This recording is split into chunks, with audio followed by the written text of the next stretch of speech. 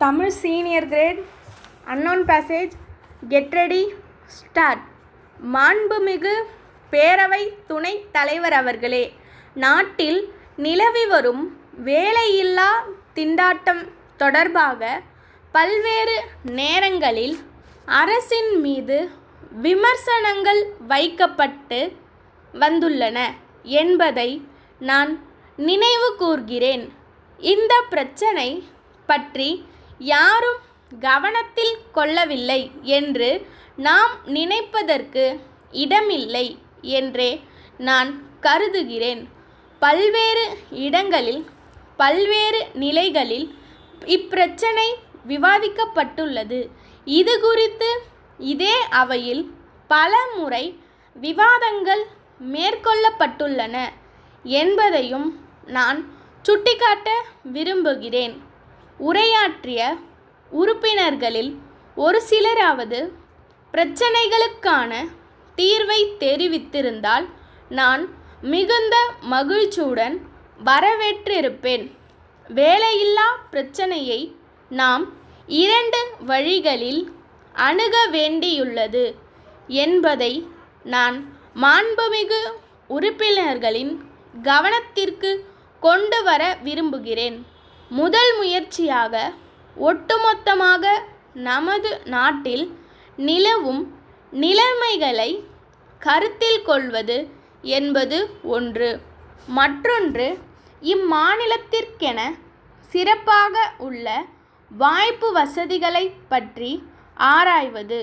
அதேபோல் வேலையில்லா பிரச்சனை என்பது கல்வியறிவு இல்லாதவர்கள் மத்தியில் மட்டும் நிலவுவதாக நாம் நினைத்துவிடக் கூடாது.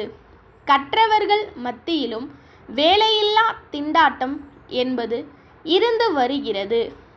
ஆகவே கல்வியறிவு இல்லாதவர்களுக்கு தொழில் பயிற்சியுடன் கூடிய கல்வியை நாம் வழங்குவதோடு கல்வி கற்பிக்கும் முறையையும் உடனே மாற்றியமைக்க வேண்டும் என்பது தற்போது இன்றியமையாததாக ஆகிவிட்டது. கற்றவர்களை பொறுத்தவரை அவர்கள் ஒரு துறையில் தேர்ச்சி பெற்றதும் அது தொடர்பாக அரசு பணி அல்லது தனியார் நிறுவன வேலைவாய்ப்பு மட்டுமே வேண்டும் என இருந்திடாமல் பெற்ற கல்வி மற்றும் பயிற்சியை கொண்டு எந்த அளவுக்கு தனக்கு வாய்ப்பு வசதிகளை உருவாக்கி கொள்ள முடியும் என்று சிந்திக்க வேண்டுமென்று கேட்டுக்கொள்கிறேன்.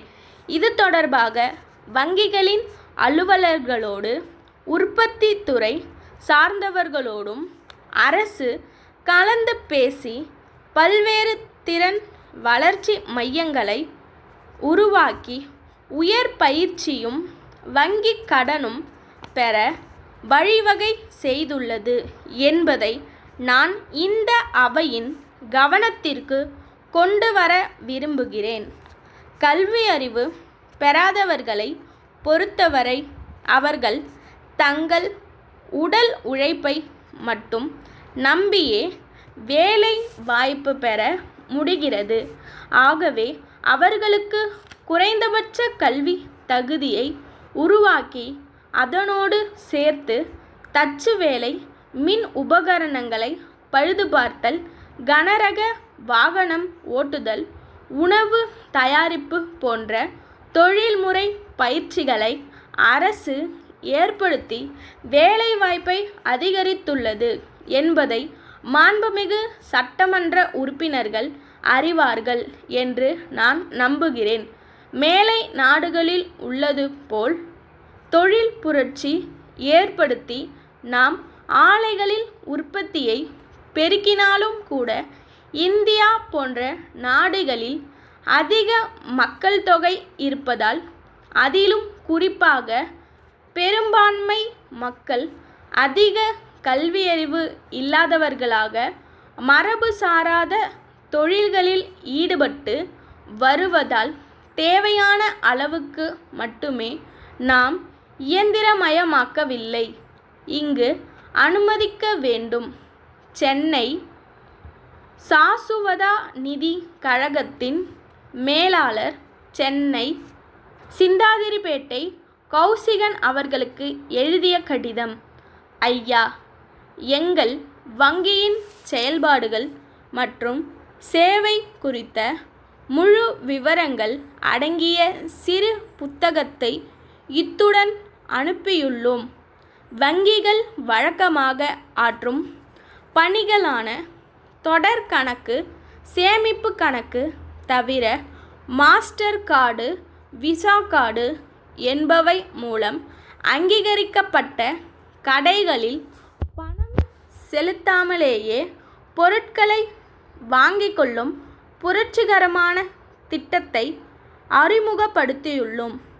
மேலே சொல்லப்பட்ட கார்டுகளை பயன்படுத்தி 24 மணி நேரமும் 365 நாட்களும் எங்கள் வங்கியில் உள்ள தானியங்கி பணிமாற்று இயந்திரத்தின் மூலம் பணம் செலுத்தவும் பெறவும் இயலும் வகையில் ஒரு நவீன ஏற்பாட்டை செய்துள்ளோம்.